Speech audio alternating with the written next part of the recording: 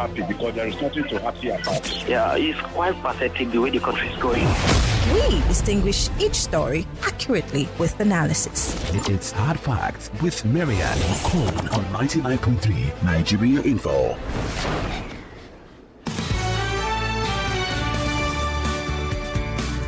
This is 99.3 Nigeria Info. Welcome to the Big Hard Facts. Today, January, what's today's date? I beg. Hey. Anyway, I almost said 17.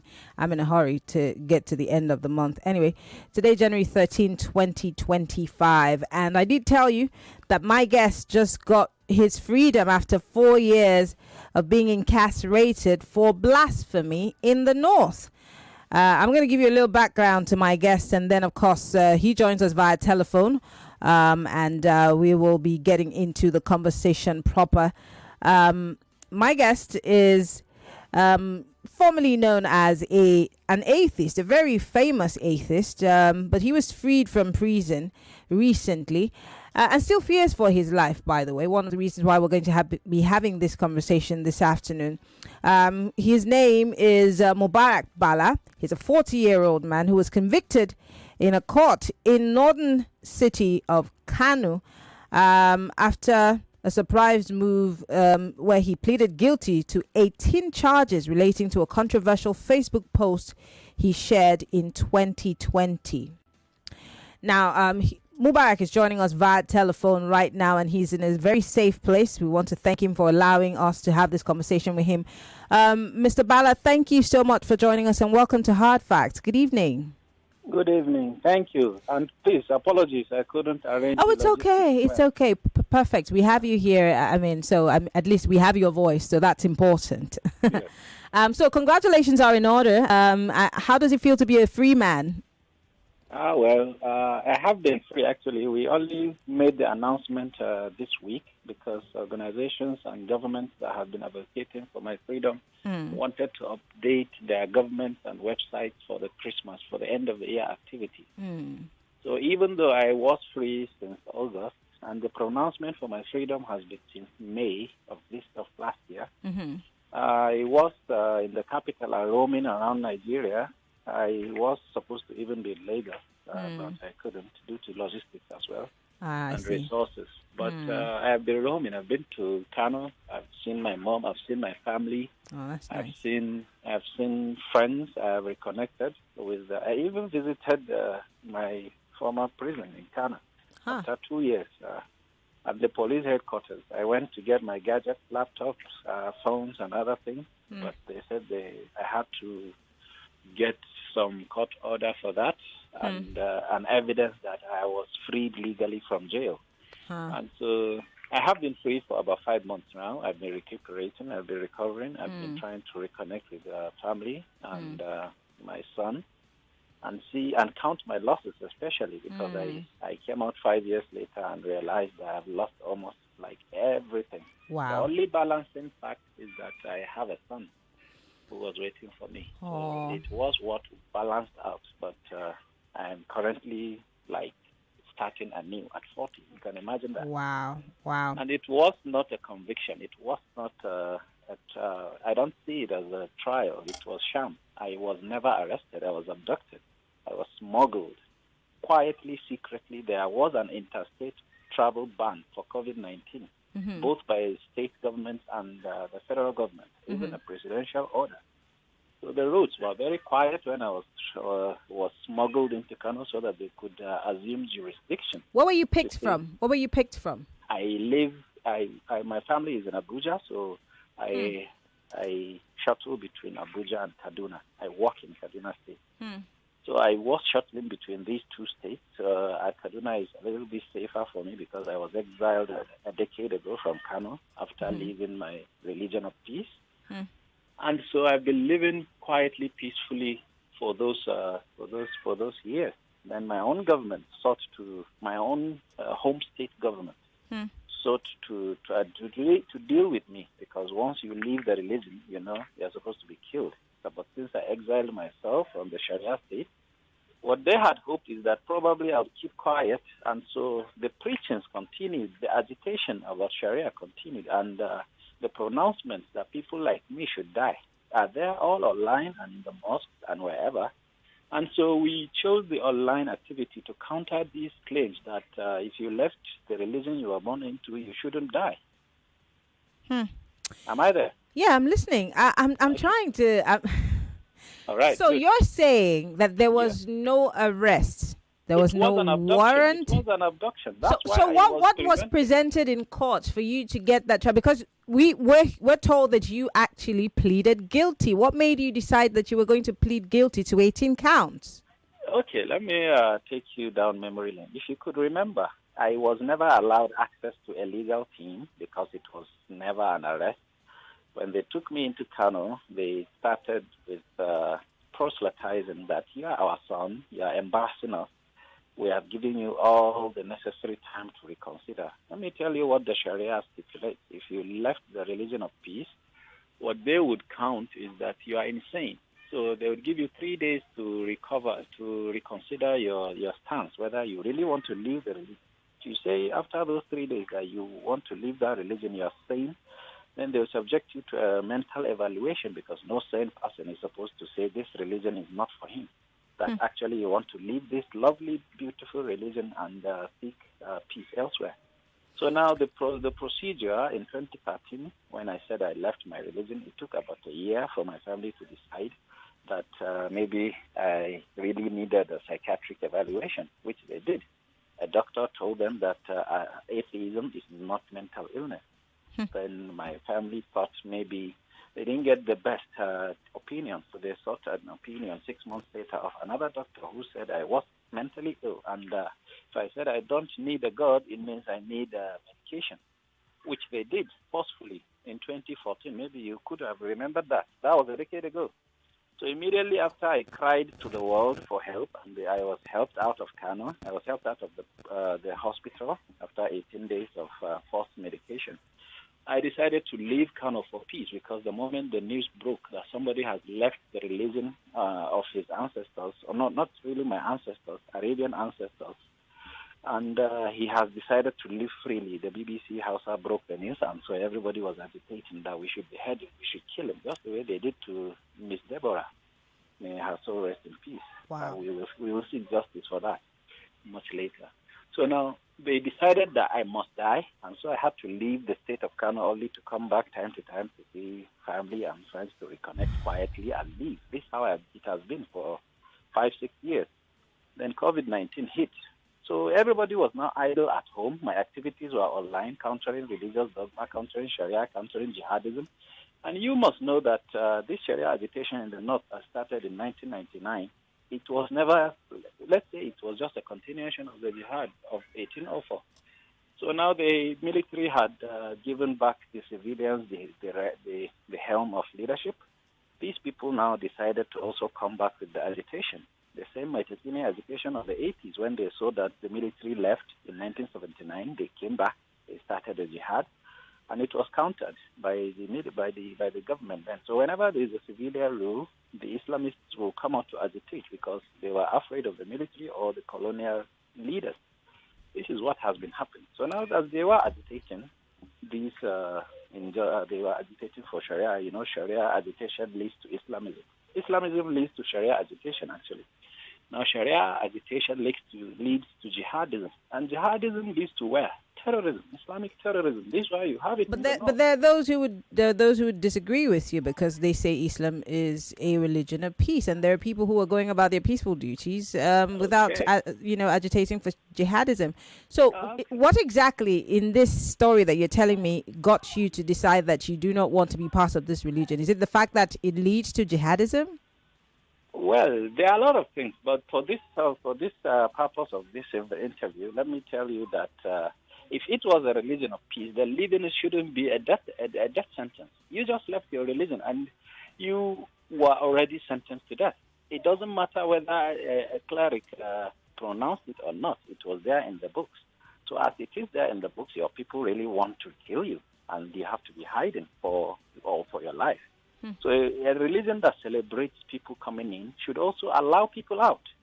This never happened. It has never happened with conservative northern society. That's why you see even there were laws against this by this colonial rulers when they came, the British. When they realized people were apostatizing to Christianity, they had to make a law that it can't be public, because if somebody left the religion of peace, he is in trouble, or she and their families are in trouble. The Supreme Court has never decided on this Sharia agitation. They are still quiet. I don't know what they are doing, because there has to be this balance where the religion should not dominate others or threaten others. So my online activity is mostly against these kind of things. I have a lot of reasons, maybe 1,000 reasons, or maybe I'll give you just 2. I thought I am not a jihadist. I was being groomed to be a jihadist, an Islamist jihadist. This is my upbringing. And I thought I don't want to. Sorry, take that back again. Did you just say that you were brought up to be an Islamic jihadist? How was this done? Were you told, outrightly that this is what you were going to do when you get to a certain age? Well, let me tell you, if you are growing up a Muslim, it is expected of you to be obedient 100%, and the doctrine of Islam, or the original doctrine, I don't know in the Southwest what Islam they teach you, but the original doctrine of Islam is about militancy, is about jihadism, how you take action by your own hand. Because whatever you see, they say, if it's not Sharia, then you should be against it.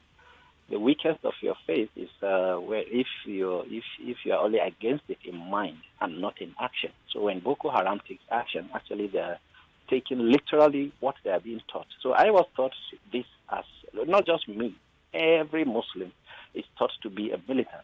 Like you could fight for Allah, you have to be the representative. If you found yourself at the airport, you are representing Islam. If you found yourself in business, let's say in a barbering salon, you are doing work for Allah. So these are things that you have to consider, that every Muslim could be led into this fanaticism. So it's up to somebody to now declare that they want to just live peacefully with others, or they want to follow the literal teachings of Islam, which is the Quran and the Sharia. And they are not supposed to even live outside of the Sharia. This is why even today, as Boko Haram is maybe gone or watered down, you'd still see agitations from the mainstream clerics. They still want Sharia. They don't want democracy. What they want is Sharia. They want Islam. And they don't want it just on, let's say, the Islamic Sharia state. It's not in Kano.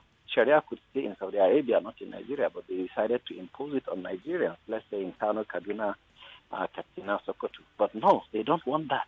The declaration is for all land and sea. They said Allah made this planet for Prophet Muhammad. So if Allah made this planet for Prophet Muhammad, there is no way an infidel like you or I should live on Allah's land and not convert to Islam or pay jizya, which is a levy imposed on non-Muslims. So they don't want it just in the north. They want it to encroach. This is why you have a Muslim ticket. But do you think you're a 40-year-old man, obviously not that old. From the life that you've lived, do you think that every Muslim is a jihadist or has that violent mindset? Because again, I put it to you that what we hear is that Islam is a religion of peace, and we know a lot of peaceful individuals who live amongst us. Okay, the word Islam is not about peace, it's about submission. The salam you hear, it's Arabic, it's logical, but I'll explain it to you. When they say peace comes after submission. It's about submission. It's when you submit to the will of Allah, that's when the peace comes.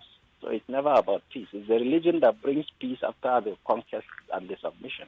Look at the Nigerian army logo, for instance. You'll see Nasrun min Allah. But they just tell you, no, don't worry about it. Nasr min Allah, it just means victory from God. But they never would tell you the actual meaning. Nasr min Allah wa fathun qareeb wa bashir al-mu'minin. Victory from Allah and the conquest coming soon. And give glad tidings to the believers. The believers are those that are fighting the jihad for conquest. So it's about non-Muslim lands being conquered. It could be Benue. It could be the Igbo lands they never had. This is why you see Buhari last minute, the president wanting to go, naming an airport in Nasarawa State after Osman Danfodio. He came to the doorstep of the plateau, the Benue plateau they never had, to show you this is their mark. This is where the jihad stops. This is where it should continue. It's all a parting gift for Nigeria. And you tell the Nigerian army today, let's say Nnamdi Kanu, he said he doesn't want to belong to this kind of contraption. You call him a terrorist. While the terrorist bus is already there on our Nigerian army.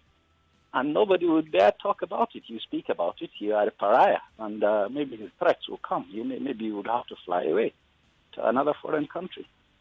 It's a terrible situation in Nigeria, and I hope to counter it. I have plans. I have had 4 years of thinking. So I came up with a very big project, documentary. Before we go to those documentaries, I want to bring it back again.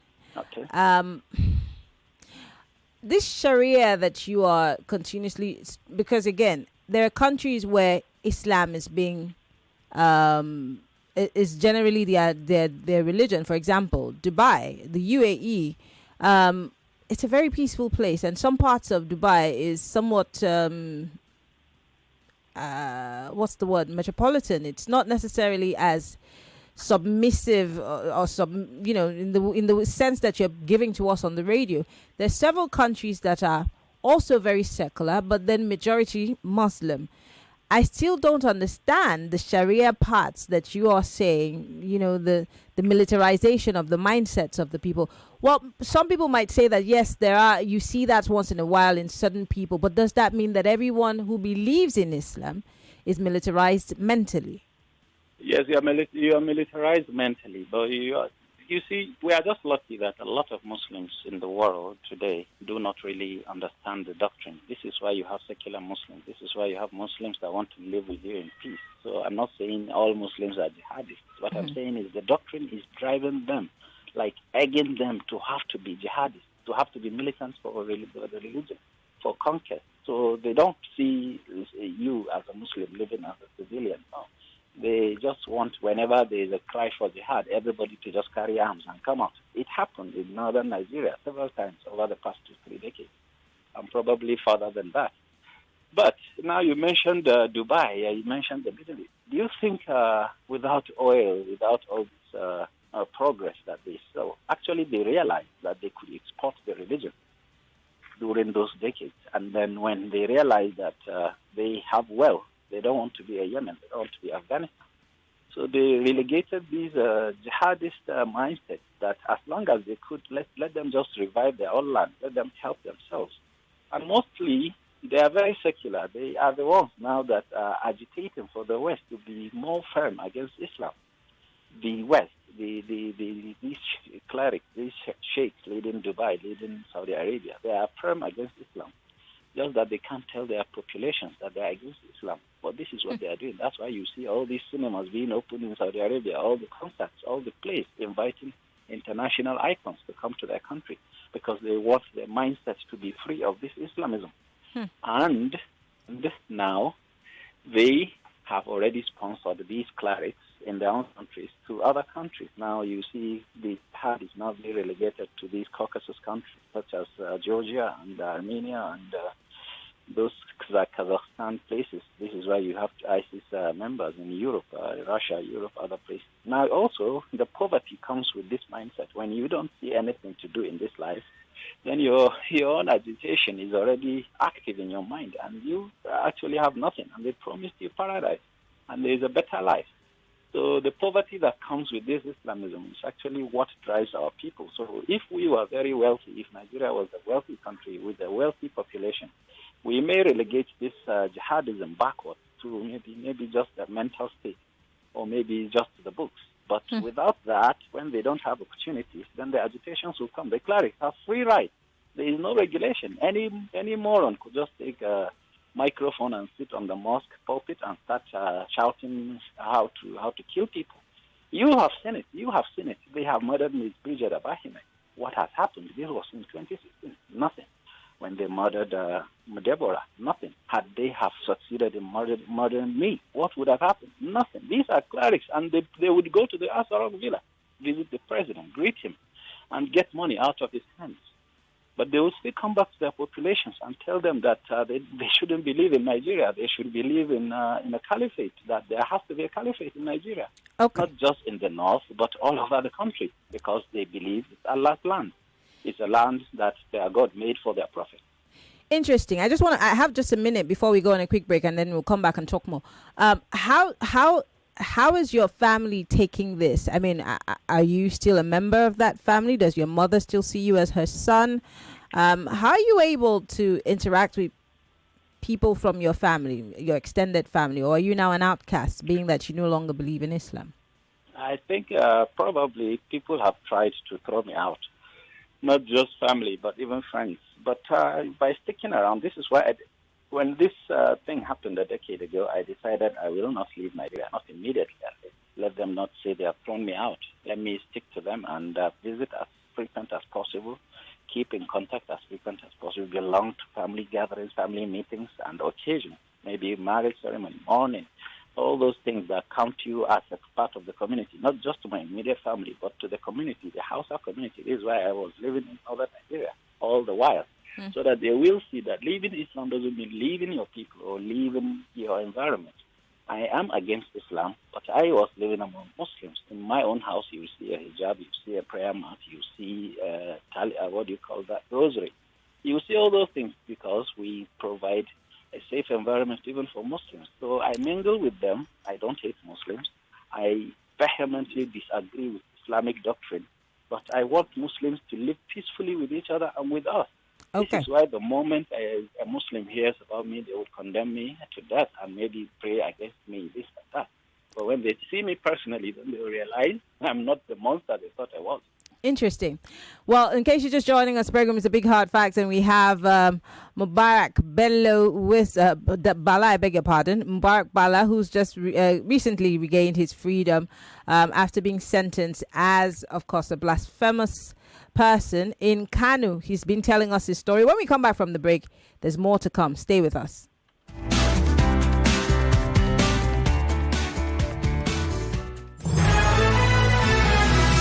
More talk, news, and sports after this. Attention all stations, your captain speaking. We announce the takeoff of 2 pension giants. T-minus 20 seconds for a secure future. Begin final checks. Access pensions passengers? Check. ARM pensions passengers? Check. Access ARM pensions, go! Introducing Access ARM Pensions. Bespoke retirement solutions to suit your needs. Access ARM Pensions. It's mission time. Everyone says I'm beautiful and bold. They say I'm fashionable. And to crown it up, very confident. And my secret is...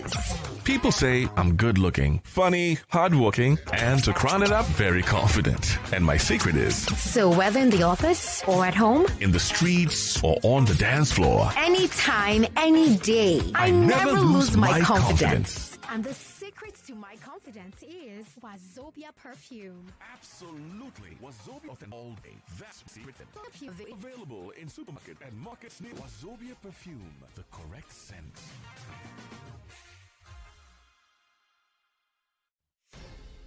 Hey there, sharing is caring, and sharing your phone's hotspot is a great way to help a friend in need. But wait, are you keeping your data safe? Here are smart tips to control your data while sharing your hotspot. Lock down your hotspot with a strong password to ensure there are no data party crashes. Also, remember to change your password frequently to avoid unauthorized use of your data. So, go on, share your connection with loved ones securely and still have plenty of data left. Visit your mobile operator's website or consumer.ncc.gov.ng to learn more. This message is brought to you by the Association of Licensed Telecoms Operators and the Nigerian Communications Commission.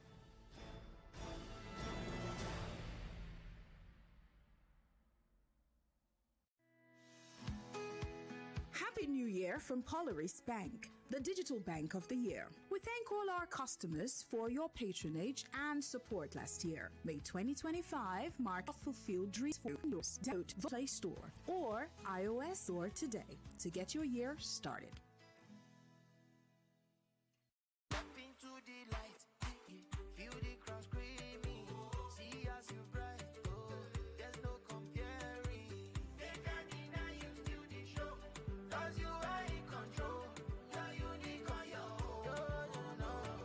Each day is a unique opportunity to improve yourself and meet someone new. Make the most of your day. Stay fresh all day with Unique Soap. Unique Prickly Heat Antibacterial Soap is made with a cooling formula that kills germs and is infused with natural ingredients.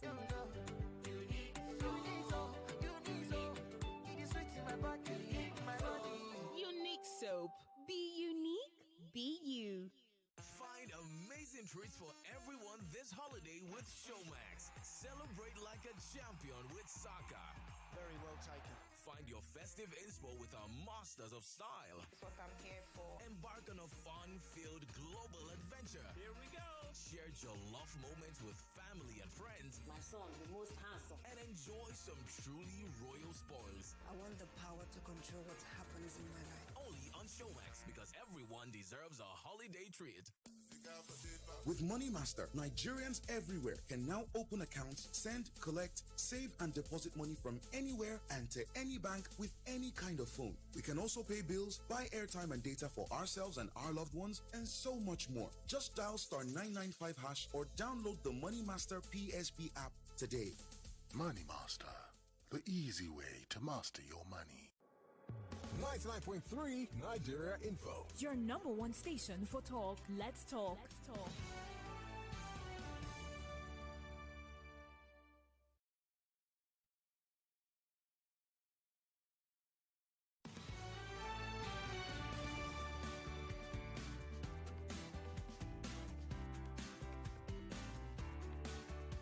All right, we're back. It's still Hard Facts, 99.3 Nigeria Info. I'm Maryann Okon, and we're still talking with Mubarak Bala. He is an atheist. He recently decided that he was no longer going to be with the Islamic religion. He decided for so many reasons, which he has shared with us on the radio this afternoon, what he thinks about Islam and why he decided to go his way. Well, this did not obviously augur well for him, because he has served the past 4+ years in prison, and he is now a free man. And Mubarak, before we go ahead with this conversation, how free do you think you are?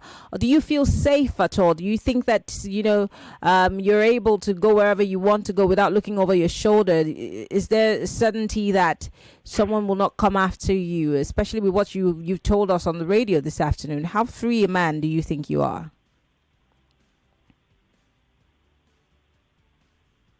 Mubarak, can you hear me? Hello? I have about $1 billion. Can you hear me? I can hear you, yeah. Yes, I was asking a question. Did you hear my question? Yes, I heard it. Go ahead. Yeah, so I said I may not ever be free as long as I don't go back to the religion of peace. The death sentence, maybe the fatwa. They don't, as I said, they don't pronounce it. It's there in the teachings, and they are currently teaching it to children.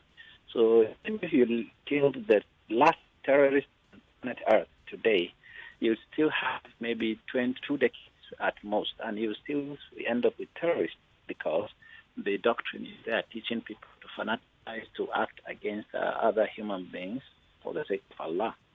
So now, I may never be free as long as I live, because the religion of peace is the curse that came with apostasy. Not just for me, for anyone who chose to leave the religion. You may leave the country you are born into or the state you are born into to a safer place, but the teachings are there, and people are radicalizing, even in Europe, even in Africa. They are radicalizing, and the youth are thinking that they have to do the work of Allah by themselves. So you may never be free forever. And if you can afford it, is to be responsible, as I have been. I've been responsible for my own security for a decade now.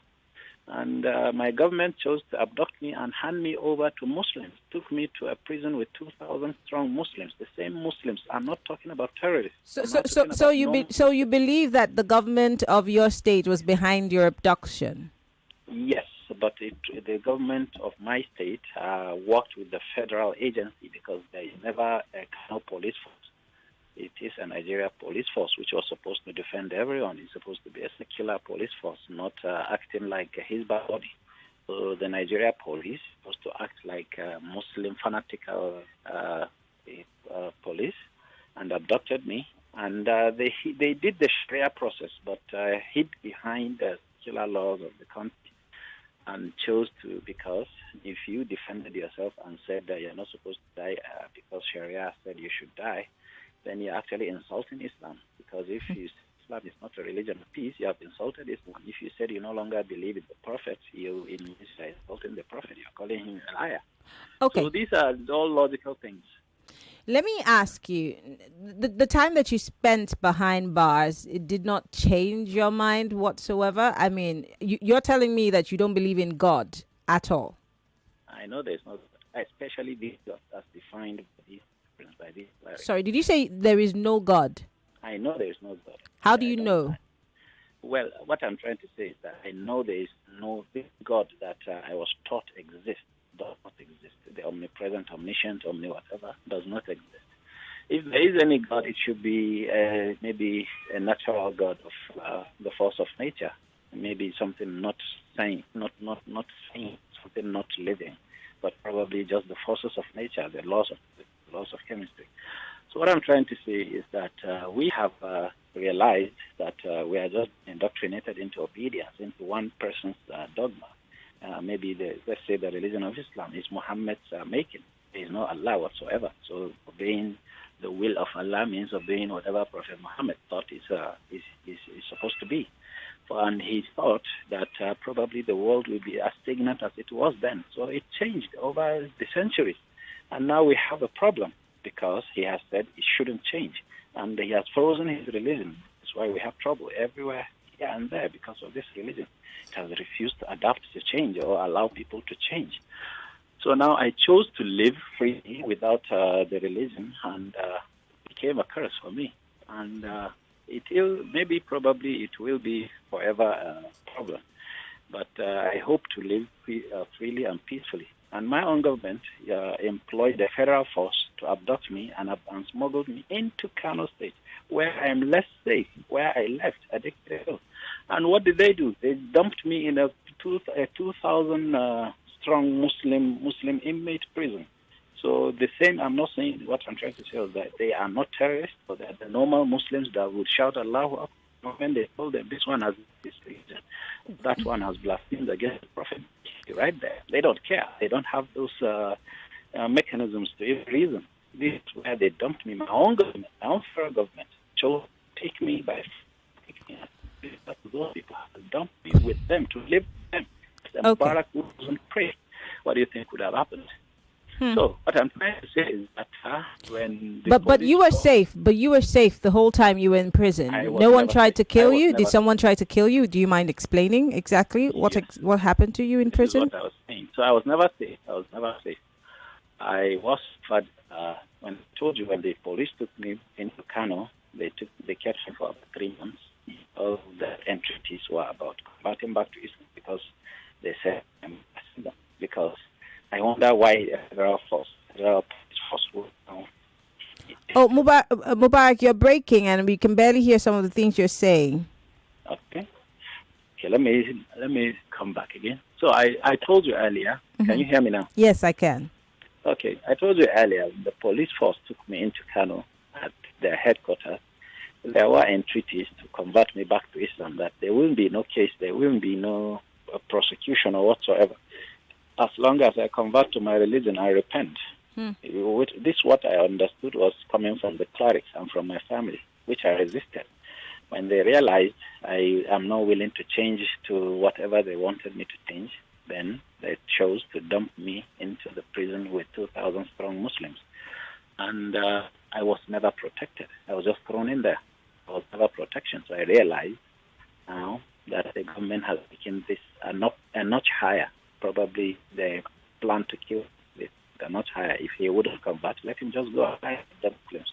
Because the moment they discover this one is an apostate, they'll kill him. So when I was taken there and I was offered the Islam again, I realized that my own government is complicit in killing me. So I said, okay. They said it's only for 2 weeks, convert to Islam for 2 weeks. So I said, okay, in 2 weeks I'll be in court and I will have a bail hearing. Probably we'll see a process. Maybe I see a lawyer. And the moment they dumped me there, they converted me to Islam. It went on, and I was there for about 30 months.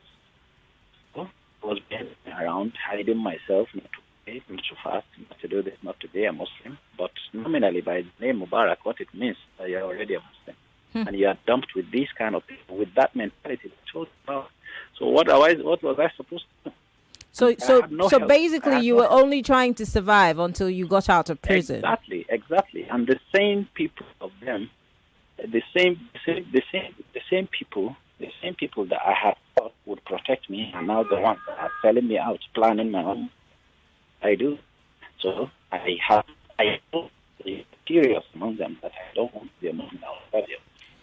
Okay. Since you've created this kind of conditions, I would expect to protect you while I also assist you in the job by faking to be Muslims. This is what I was doing. So you were faking to be a Muslim the whole time you were in prison? Not the whole time that I could afford. Whenever I thought I was safe, I don't fight. Wow. So times you felt you were unsafe, you faked that you were a Muslim? When I felt unsafe. Okay.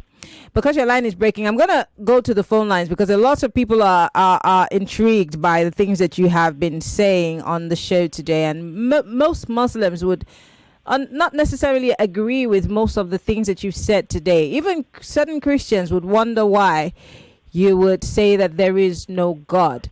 But I want to open up the phone lines in a bit and let people call in. In a bit, I'm going to talk to you quickly again about if you really want to stay in Nigeria and how long you think you'd be safe if you think that the state is after you. Well, Lagos, if you're just joining us, we're talking to Mubarak Bala, who is an atheist and who used to be a Muslim, but now does not believe in the religion anymore. Well, this has landed him in prison, and he has a lot to say about his experience. Would like for you to join the conversation. We're live on Facebook.com/Nigeria Info FM. For those who do not know, Mubarak is 40 years old. He's married with a son, and he is from Kanu.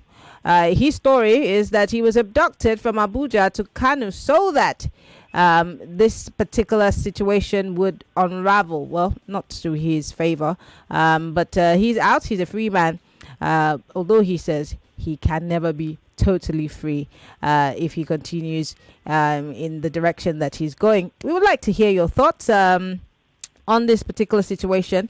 0201-277-0993 is for the males. For the ladies, 0201-465-7190.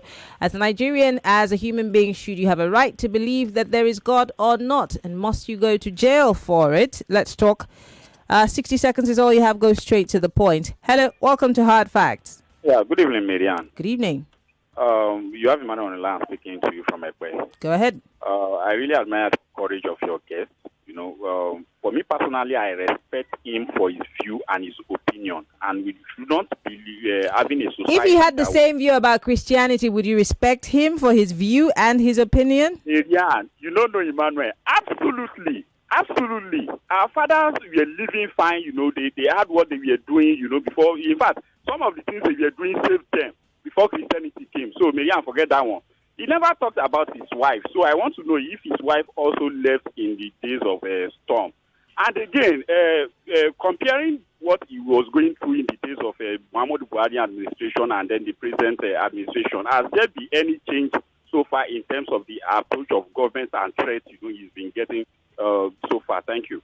All right. Thank you very much, Emmanuel, for calling. I do appreciate it. Hello. Welcome to Hard Facts. Hi, Maryann. Good evening. Good evening. Good evening to your guest as well. Maryann, not only do I find what he has said this evening appalling, I find it intriguing as well. So many Islamic faithfuls, not only Islamic faithfuls, will also frantically debunk these claims he has made this evening. But I also want to ask him a question, maybe. Knowing fully well that he was unjustly incarcerated, does he intend to seek a redress in court? Two, how did he survive? Like, all through those periods, how did he survive? And who facilitated or what facilitated his release? Thank you very much, Maryann. Thank you very much for calling. Hello, welcome to Hard Facts. Yeah, good evening. Good evening. What's your name? Where are you calling from? My name is Robert, and I am calling from Mapop. Go ahead. Maryann, did you say your guest is an atheist? Yes, he is. Yes, he's an atheist. Tell him to. If he's listening to me now, he should believe in God, though. Since he has not died now. It's his choice. It's his choice. He decides whatever he wants to do. It's his choice. That his decision is wrong. Oh. There is God who created him and any other person. That's my own contribution. Thank you, Robert, for calling. Bala, do you want to respond to the lady who asked the question? Well, she was a bit inaudible, so please, if you could amplify it for me. Okay, I will do that. Let me just quickly take one more call. Hello. Hello, Maryann. Good evening. This is Romeo calling from Solo. Go ahead, Romeo. Yeah, first of all, I would like to thank you guys' station. Like, there's this program that Sheriff used to host, Delight, that kind of touches on Islam. And it's cleared up many things. I would say, like, from that Sheriff show, I would say the region is kind of strict but fair. And I also like to sympathize with your guest. I would say it's unfortunate that in this country, we punish people for their views. Meanwhile, we have terrorists that we give jollof rice and we forgive. It's very, very unfortunate. And I think we need to cancel this mentality. You can't impose religion on someone. You can only be an example. And, like someone like him, he can't even run for governor because majority of people's mentality, once you just hear you're an atheist, they forget everything about you, your ideas, your views. In fact, you're not human. And we really need to change that kind of mindset. Thank you very much, Maria. Thank you very much for calling. Hello, welcome to Hard Facts. I'm so sorry. Do call me back. Hello, welcome to Hard Facts. Hello, Maria. Good evening. This is Tunde calling from Mikere. Go ahead, Tunde. You know what? This kind of religion or the issue of religion, I don't know what it is. Their mentality is very, very serious. The religion talk about you should be living peace. So they should allow a lot of people to do whatever they like. Not possibly put people in trouble. Thank you, and God bless you. All right.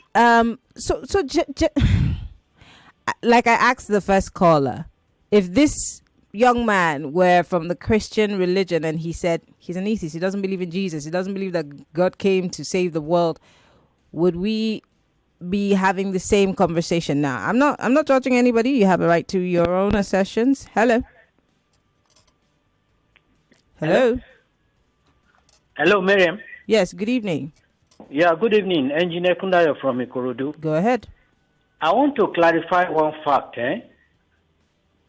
What is his position now with his son? I mean, he said after he was released that he only met his son. Does it mean that, and all the while, who has been taking care of his son? He has a wife. He's married. But it looks like he said his wife left him or something, that he said he met only his son. Yeah, but okay, let me let him answer. Please.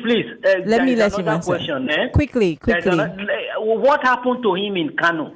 Was he taken before a court before he was thrown into the midst of these 2,000 Muslims? Thank you. Thank you very much. Mubarak. Yes, I can hear. Go ahead. What happened to you in Kano before you were thrown in jail? Were you, he said, did you go to court before you were thrown in jail? Or you were thrown in jail before? Headquarters. I was in custody at the police headquarters for between April and June. Yeah. So I was there, and it was about proselytizing and waiting to see if I would decide, because I kept postponing my conversion, hoping that I'll see a lawyer. I thought I could see a lawyer, and I thought maybe probably the actual professionalism was set in, where they don't have to preach Islam to me as a force. They are a policeman. They are not supposed to tell me where to convert to. Or I understood that maybe belonging to my tribe, belonging to my former religion, you want my peace. You want me to be safe. This is brotherly. This is what they had hoped to achieve. But I thought in reality, they could have asked me to even fake it. Maybe they'll just go and announce it that I have converted. But they wanted really genuine conversion. I felt I don't want that. I would never be cajoled, because there were good promises that you have a new wife, you leave your own wife, which answers his question. You have a new Muslim wife with our own daughter, you have a job, you have your own house, and all the losses you counted over the past 5 years or 10 years, you will get them back. So they thought it was a grudge against Muslims or against whatever, which was not. I told them I have a wife. I have a newborn son back then. Now I met a 5-year-old son. I don't know why this guy is so pokey and trying to know if I have a wife or not. He was wondering who took care of your son while you were away, and I was just trying to say that you have a wife, and he said he sounded like your wife left you. No, what I actually saw, I was trying to counterbalance. I said all the losses. When I saw that I have a son, it means it countered the losses for me. You understand? Yeah, I did understand that part, but maybe the caller did not understand it. Hence, he was what I was asking. trying to say is that if you have lost, let's say, 100 million, but then your son did not die, because my fear was that he was so vulnerable. There was a COVID-19. And this is the only time I cried in prison, because I thought, now that I don't have any news about my family, I thought I've lost that child. This was the only time I saw tears in my eye. I felt, because I knew I had left a woman vulnerable with a baby, and I knew I had not left her a huge resource, maybe a sourceful, maybe something for her to cover her expenses living in an expensive city. So my own problem was my predicament. I just concluded that child would not survive. I totally forgot to count that there are numerous people and whom I would call family, friends and family. They are friends, most times online. Some I've never met, but they were going through to support the family, to support my wife. Yeah, I saw pictures of people trying to ask for your freedom. We saw Humanist, the Humanist International, supporting I was you. deep under. I was deep under, so I didn't know what was happening. All I thought was that I was left to myself. But I was sure at least Dr. Leo Igwe would do everything possible to get me a lawyer. The wait in the police headquarters was to see that lawyer come. That lawyer never came. Oh, wow. And it took about maybe another 6 months before they allowed. It's not that the humanists were not working. They were working very hard, because there was a time my abductors now asked me, who is this Dr. Leo Igwe? Is he your friend? Is he your family? We have you. We are your family. This Igwe is not your family. He's an Igbo man. This. I would just smile. And I knew it means somebody is working behind the scenes for me, which gave me a little bit more confidence not to capitulate. You understand? So these are the things that I could say. Okay, you may amplify the lady's question, please. Okay, I'm going to try to remember that question. I should have written it down. Somebody is asking, Sean here says, I believe no one should have a right to choose whatever religious beliefs he wants to choose. I am a Christian, and I believe that whatever religion he believes in is his choice. Before the West brought Islam and Christianity, we had our culture and beliefs, which should not be seen as a crime. Religion should not be imposed on anybody. This is from Sean. Someone here says, kudos to Bala. I'm an atheist too, and I'm proud. I left Christianity in 2016. I lost friends too. I lost business opportunities, and I'm still thriving.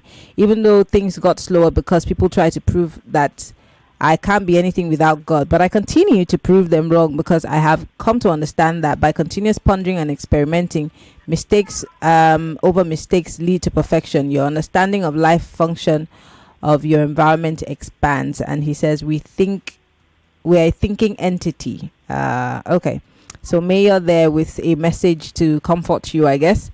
Another person says, if he was a Christian and decided to be an atheist, we wouldn't have been having this interview, because he wouldn't have gone to prison in the first place. We need to check the menace before it consumes us all. So the lady is now asking her question again. So she's saying, are you seeking redress in court or on your incarceration? Who or what facilitated your release from prison? That's the lady who asked the question before. Okay, yes. I think, yes, we are going to the Supreme Court, because the case is not over. The freedom is just a step. My freedom is just a step. But we have to reach the Supreme Court, because the appeal court did not acknowledge that it was an abduction. They had no jurisdiction to take you from. If I stole a goat in Port Harcourt, even if I did steal a goat from Port Harcourt on an accusation, then I shouldn't be smuggled into Lagos to be tried with Lagos laws. I should be tried in Port Harcourt. Why would they smuggle me into a full Sharia state where they knew that they had probably 98% advantage? And it was not a safe trial. For example, the Supreme Court could consider, am I supposed to stand trial of insulting Islam of the Prophet Muhammad in Kano in the middle of the city?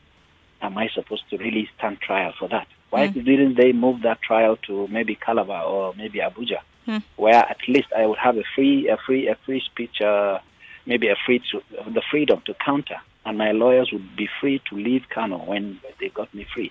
You know, you could be set free by the judge. They're standing there, and the whole court will roar, and they will burn the court down. Wow. It's a possibility.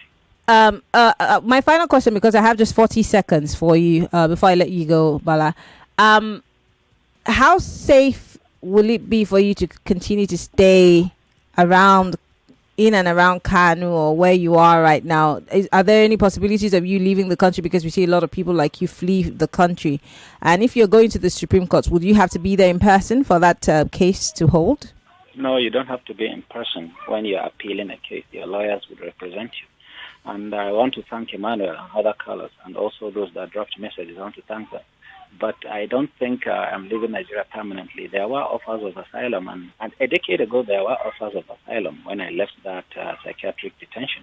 Now there are still offers of asylum that I should leave Nigeria permanently. What I told the diplomats is that my country is Nigeria. I don't want to lose my people.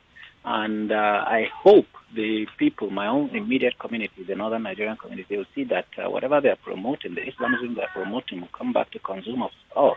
My hope is to save them from this dogma that even the Saudis are getting rid of, even the Middle East are trying to get rid of. All right. So I'm trying to get back, and hopefully I will join politics, and hopefully at the highest office. Okay, great. Interesting. Well, Mubarak Bala, thank you so much for joining us on Hard Fact. Stay safe out there. Thank you for coming. Thank you. I will. All right. Well, Lagos, there you have it. It's been a very interesting conversation. We'll keep our ears to the ground to see what comes out of this one. Follow me on Twitter, Instagram, Threads, MIMIEYO. I'm Maryann Okon. We'll be back tomorrow with Solomon Dalong and on the state of the nation on Hard Facts. Have a beautiful day, Lagos.